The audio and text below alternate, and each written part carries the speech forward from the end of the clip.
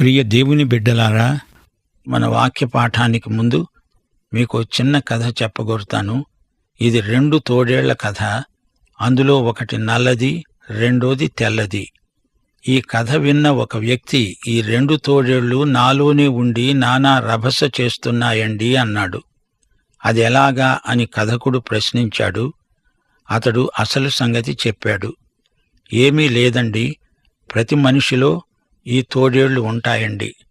నల్ల తోడేలు చెడ్డది, తెల్ల తోడేలు మంచిది. ఈ రెండిటికీ బొత్తిగా పడదు.